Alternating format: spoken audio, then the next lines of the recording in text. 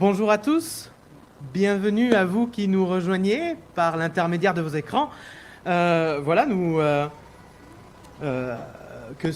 soyez tous les bienvenus dans la maison du Seigneur. Nous allons passer un moment maintenant d'étude, de réflexion. Nous allons essayer de comprendre ce que le Seigneur veut nous apprendre, nous enseigner par l'intermédiaire du livre de l'Apocalypse.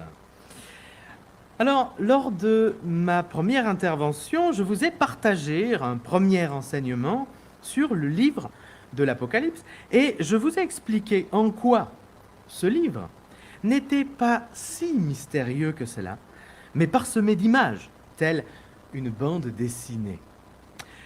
Comme toute BD, il est impossible de comprendre le message d'une image si nous ne possédons pas les clés pour en déceler le sens.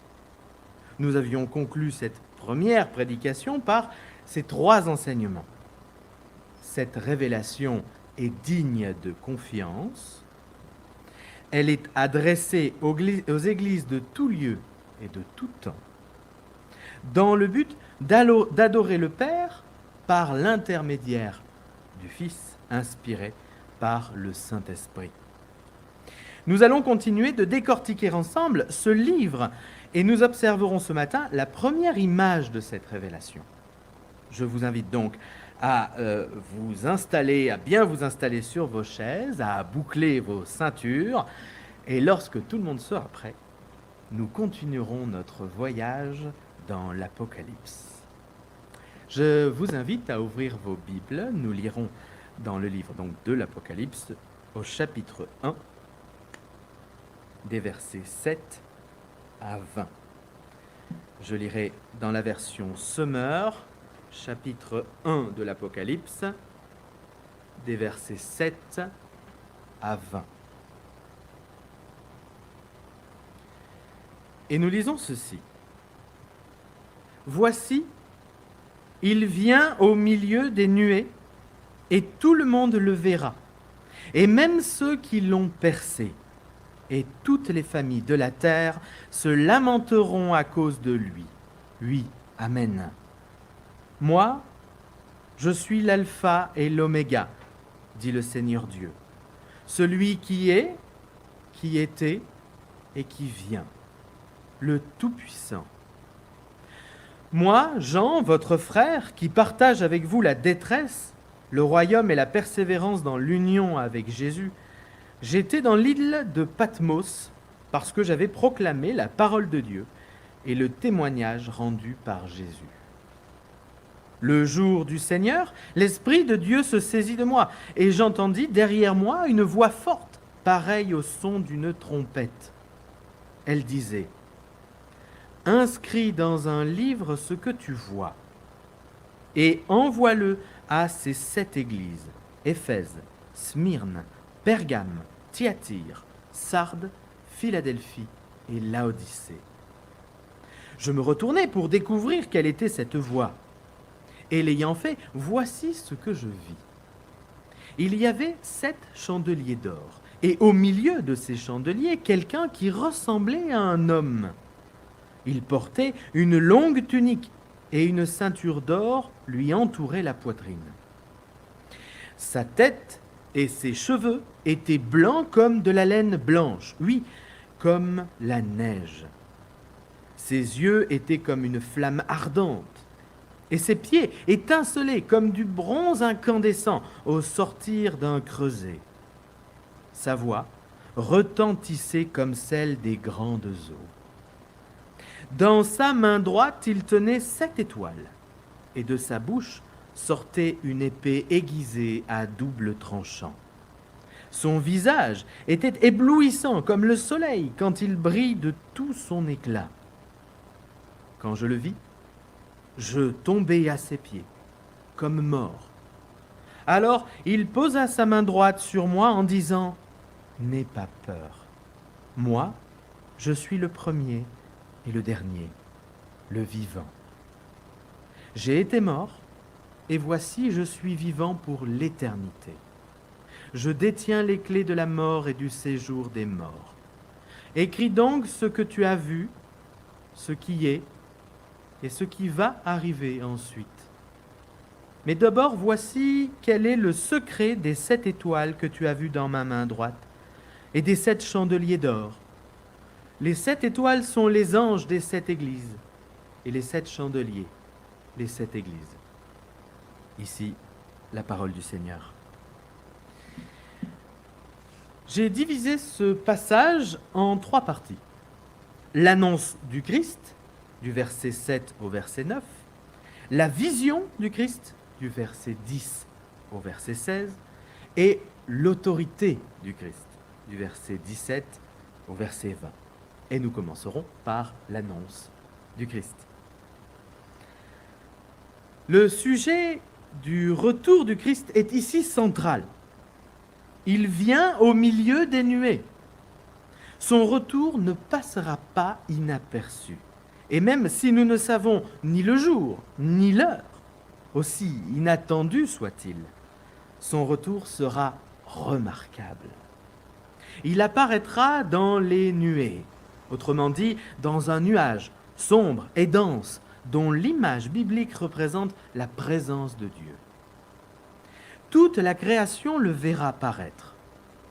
Il libérera les croyants de tous leurs oppresseurs, de toutes leurs souffrances, de toutes leurs faiblesses, et il établira son royaume sur terre. Tous auront le privilège de le voir face à face, même ceux qui l'ont transpercé, soit directement lors du supplice de la croix ou indirectement par une vie de péché et de rébellion. Toutes les familles de la terre se lamenteront à cause de lui. Il est probable qu'il soit ici question des lamentations suite au jugement que Jésus exécutera à son retour.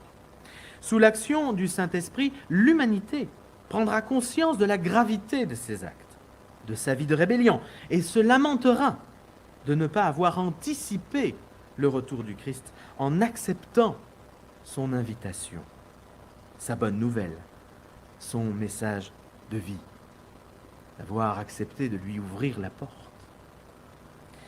Au verset 8, le Père prend la parole. Il se présente comme l'alpha et l'oméga, la première et la dernière lettre de l'alphabet grec. Dans la Bible, Dieu se présente souvent comme le commencement et la fin, le premier et le dernier. Il est le créateur de toutes choses, le maître sur toute l'histoire de sa création, dès son début et jusqu'à sa fin. Il se présente comme le Pantocrator, le Tout-Puissant, le Souverain, traduit en hébreu par Shaddai. Puis Jean reprend la parole. Il se trouve sur l'île de Patmos, une toute petite île située à environ 55 km du large. Alors, ne vous méprenez pas. Il n'est pas en vacances sur une île paradisiaque, à boire des cocktails confortablement installés sur le sable chaud de la plage. Jean est confiné et se trouve privé de liberté par l'État romain.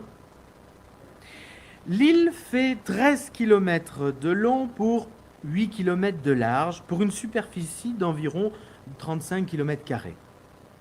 Elle est habitée par une garnison militaire. Jean est sous surveillance, prisonnier, car il a enseigné le message de l'Évangile et témoigné l'œuvre de Jésus-Christ. L'autorité romaine avait probablement trouvé dans son message un danger concernant la bonne pratique du culte de l'empereur. Jean fut exilé pour que son influence soit stoppée, car la persécution des chrétiens de cette époque était quotidienne. Les églises vivaient des temps difficiles, car être chrétien constituait une trahison envers l'État romain. Toutefois, et ce, malgré son exil, ni Jean ni Rome n'auraient pu imaginer que cette arrestation permettrait la vision d'une révélation destinée à l'ensemble des croyants de tout lieu et de tout temps. C'est en voulant taire l'annonce de l'Évangile, que Rome lui permet de se répandre le plus. Et nous en parlons encore aujourd'hui, 2000 ans plus tard. N'est-ce pas ainsi que le Seigneur agit souvent? Il nous fait prendre des chemins parfois incompréhensibles, dans un but bien plus grand que nous l'avions imaginé. Je viens à la vision du Christ, du verset 10 au verset 16. Le jour du Seigneur, aujourd'hui le dimanche, Jean déclare avoir été saisi par l'Esprit. Il est conscient qu'il est ici question d'une intervention divine et non seulement le fruit de son imagination sous l'effet d'un quelconque état second. L'Esprit qui se saisit de lui le rend capable de réceptionner cette révélation et l'aidera par la suite à la transmettre aux églises. La vision démarre par une voix forte, résonnante comme une trompette. Ce son attire l'attention. Il perce le silence. Il attire le regard. Il est empreint d'autorité divine. Cela fait penser aux antiques chants de bataille, lors desquels le sonneur, muni de sa trompette, cherchait à attirer l'attention de l'armée pour l'annonce des signaux de guerre. Ce son clair et net attire l'attention, même dans le brouhaha des combats. Cette voix ordonne à Jean d'écrire ce qu'il observera dans cette vision. C'est un ordre de mission qui confie à l'apôtre Jean un ministère prophétique. Tout comme Moïse, Ésaïe ou Ézéchiel, Jean reçoit de Dieu une vision qui précède son ministère auprès du peuple. Il est chargé d'un message pour 7 églises.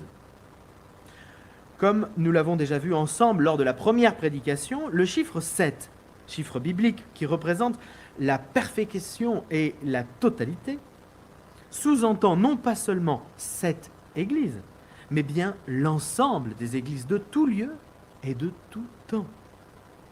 Toutefois, il faut bien commencer quelque part. Il est donc mentionné, non sans raison, une liste de 7 églises locales: Éphèse, Smyrne, Pergame, Thyatire, Sardes, Philadelphie et Laodicée.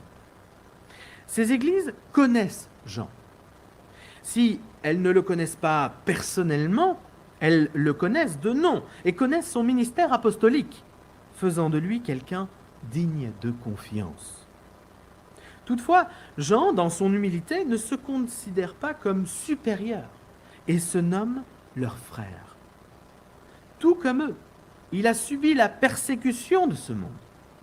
Le mot grec « thlipsis » désigne non seulement la persécution, mais aussi l'affliction, la souffrance, le malheur ou l'épreuve.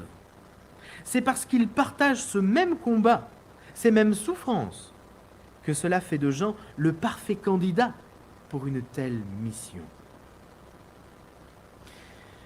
Puis Jean, qui jusque-là tournait le dos à son interlocuteur, se retourne pour voir face à face qui est en train de lui parler. Il va être le témoin d'un ensemble de symboles qui ont tous leur signification propre. Certains de ces symboles ont des significations parallèles, d'autres non. Découvrons ensemble ces différents symboles. Et nous commençons par les chandeliers. La première chose qui saute aux yeux de Jean est la vision des 7 chandeliers d'or. Cette vision nous sera expliquée par Jésus lui-même à la fin de ce passage. Je ne vais donc pas vous révéler tout de suite la signification de ces 7 chandeliers, toutefois. Nous pouvons d'ores et déjà dire que le chandelier est un objet de culte, souvent utilisé dans le cadre de l'Ancienne Alliance, et représente la foi du peuple de Dieu. C'est une source de lumière non négligeable lorsqu'il était placé dans le tabernacle ou le temple de Jérusalem, et avait pour but d'attirer le regard et d'orienter le croyant dans la bonne direction. l'homme. Au milieu de ces 7 chandeliers en or se trouve quelqu'un qui ressemblait à un homme. La vision de cet homme nous permet de dire qu'il est important aux yeux de Dieu de bien se faire comprendre. En tant que tel, il utilise des images que nous pouvons comprendre. Il se révèle à Jean sous son apparence humaine et non tel un esprit informe et incompréhensible. C'est une apparence réconfortante, commune et connue. Toutefois, cet homme a un petit quelque chose que nous ne saurions décrire. L'humanité du Christ est la seule à avoir rempli parfaitement son rôle, celui de glorifier Dieu. De ce fait, il apparaît tel que l'humanité aurait dû être. Il est le véritable humain, exempt de péché. La tunique. La longue tunique signifie qu'il est question d'un homme de haut rang. Son vêtement est simple, non comme les rois d'Orient qui portent de lourds manteaux pourpres, mais elle est d'une propreté et d'une blancheur royale. Dans cette vision, ce n'est pas la tunique qui fait l'homme, mais l'homme qui fait la tunique. Nul besoin d'artifice pour révéler la royauté de cet homme. La ceinture. Seule une ceinture d'or en travers du thorax signale qu'il s'agit ici d'un personnage important. Le but n'était pas de révéler la richesse de ses possessions, mais celle de son amour pour son peuple.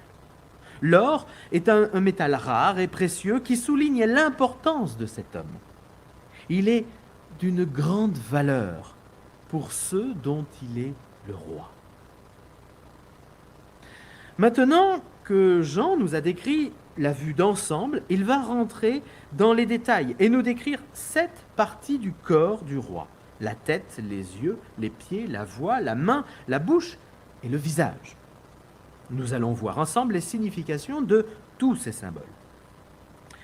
La tête et les cheveux. La tête et tout particulièrement les cheveux de cet homme sont blancs immaculés. Ils inspirent le respect que nous devons témoigner envers les personnes d'un âge avancé et d'une expérience profonde. Les cheveux blancs évoquent la longévité de celui qui les porte.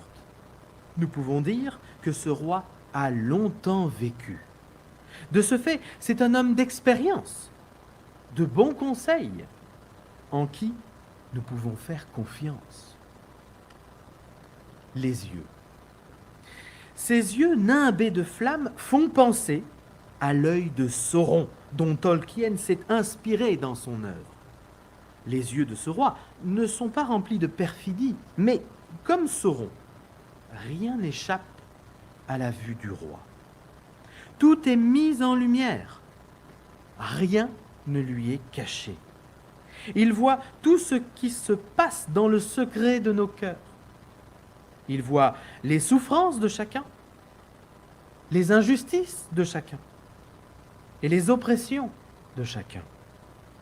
Ses yeux, tels une torche, révèlent les lieux les plus sombres. Pour gouverner, le roi doit connaître et se tenir informé de tout ce qui se passe dans son royaume, afin qu'il puisse rendre une justice équitable. Ce roi sait tout. Il connaît tout. Il voit tout. Et son jugement sera parfait. Les pieds.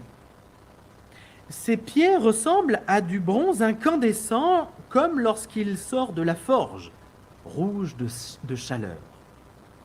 Le bronze est l'image de la solidité. Ce roi n'a pas de pieds d'argile, friable, fragile, comme la vision du colosse par Daniel. Il va pouvoir écraser ses ennemis, les briser, et ainsi rétribuer chacun selon leurs méfaits. Il est droit de cœur et de corps. stable et solidement équilibré sur les fondements de sa personne, dont l'incandescence représente la pureté. La voix. Sa voix ressemble au bruit de grandes eaux, un son qui couvre le bruit des autres, puissant, fracassant. Lorsque le roi parle, on ne s'entend plus. Nous l'écoutons. Il prononce son jugement. Il a le dernier mot. Personne ne réplique. Les étoiles. Il tient dans sa main droite 7 étoiles.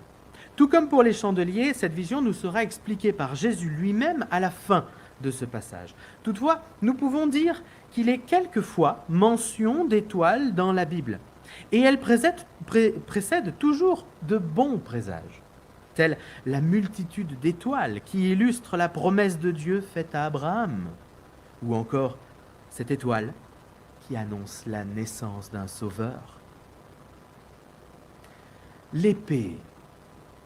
Une épée aiguisée à double tranchant sort de la bouche du roi. Elle représente sa parole, une image déjà utilisée par le prophète Ésaïe. L'épée représente le jugement, et plus exactement l'exécution de ce jugement. À double tranchant, car tantôt il déclare coupable, tantôt il acquitte celui qui subit le jugement du roi. L'image de l'épée évoque l'efficacité et le tranchant de la parole de Dieu. Le visage. Son visage resplendit comme le soleil. Avez-vous déjà essayé de regarder le soleil en face?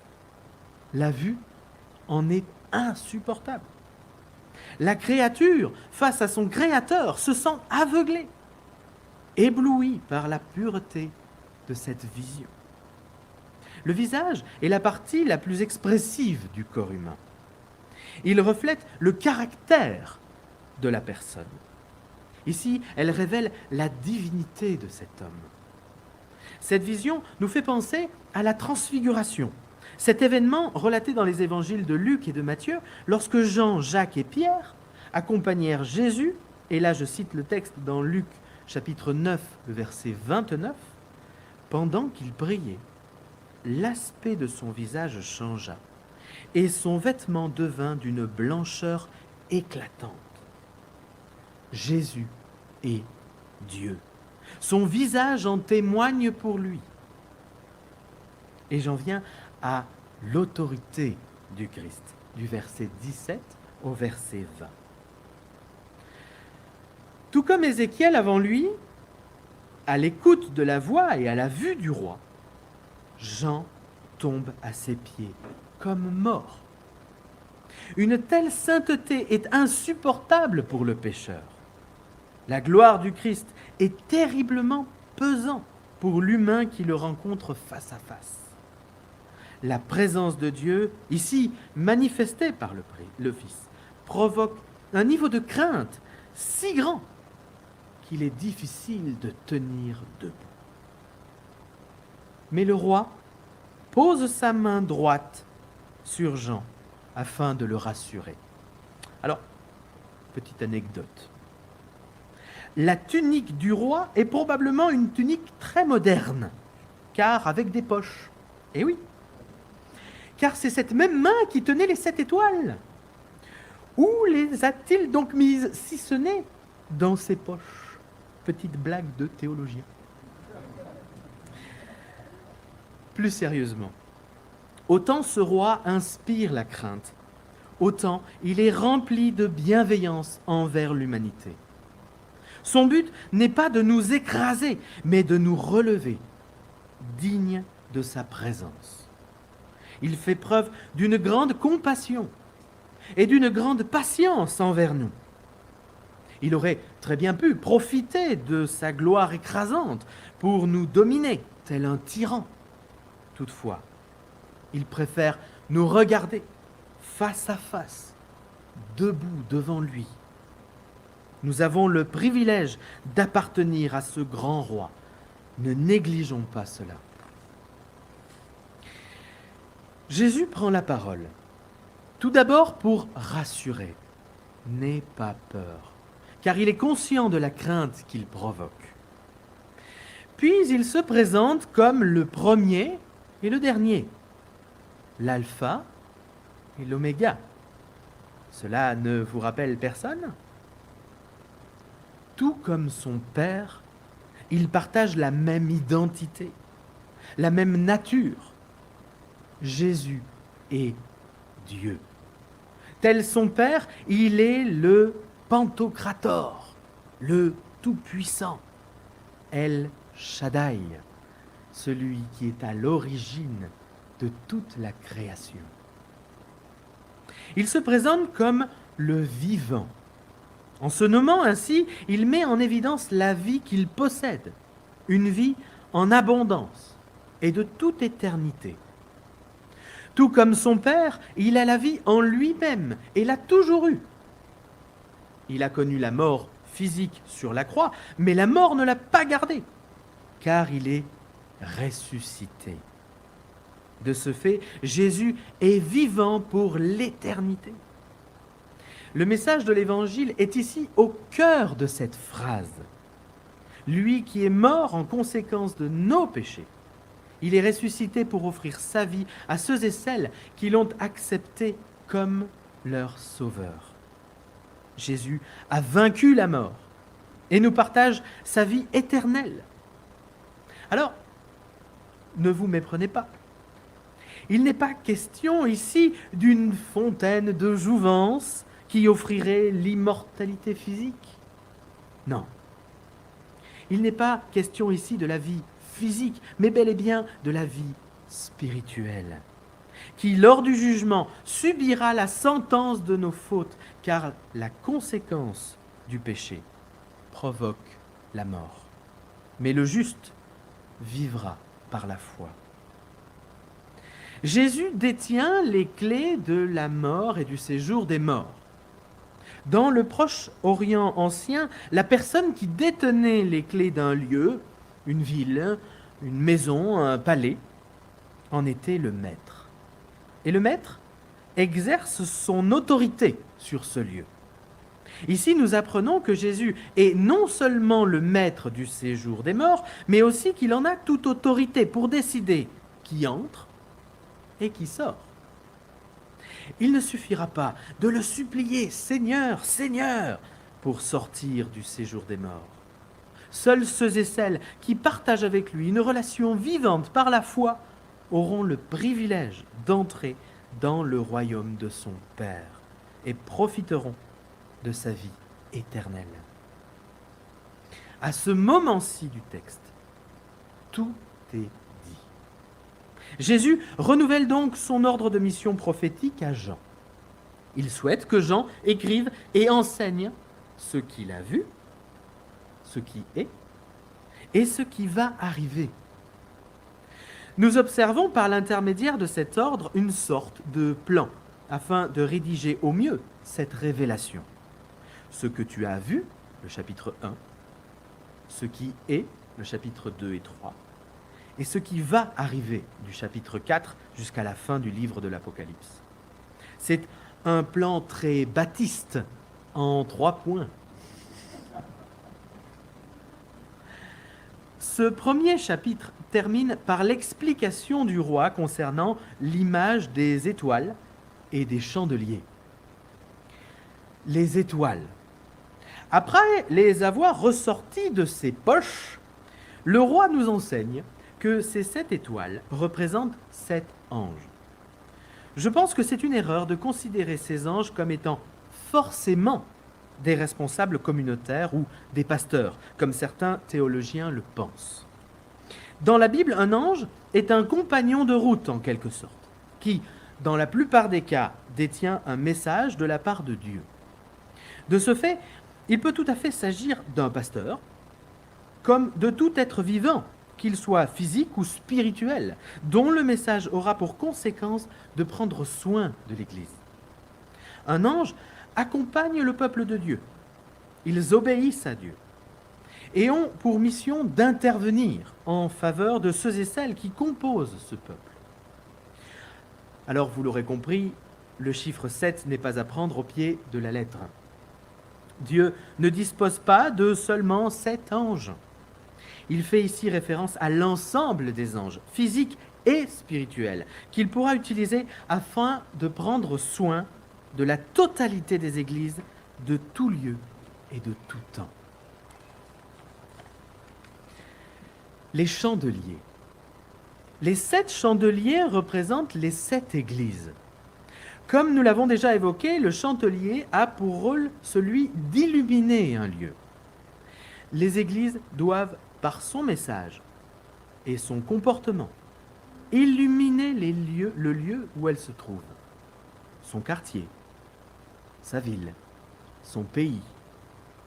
Nous sommes au service du roi des rois, envoyé pour apporter sa lumière à l'humanité, avec l'espoir qu'elle l'acceptera comme son sauveur. Le roi se tient au milieu des chandeliers, tout comme il est au milieu de son peuple, au milieu des églises. Le roi est avec nous dans nos épreuves, dans nos souffrances ou nos difficultés, et prend soin de nous par l'intermédiaire de ses anges. J'en viens à ma conclusion. Que devons-nous retenir de cette seconde prédication? Tout d'abord, l'heure vient. Le jour du retour du Christ est proche. Lorsqu'il sera parmi nous, il sera trop tard pour accepter le message de l'Évangile. Certains se réjouiront, d'autres se lamenteront. Ensuite, Jésus, tel le roi des rois, prononcera son jugement sur l'ensemble de l'humanité. Toute sa personne est empreinte d'une divinité qui le rend légitime pour rendre justice.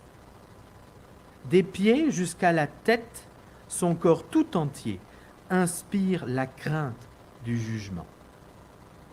Toutefois, il est rempli de compassion pour l'humanité dont il est le Créateur.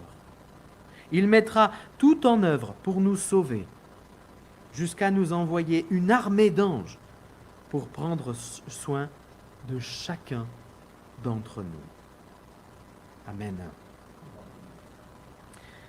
Et je vous invite à vous lever, nous allons chanter « Tel que je suis ».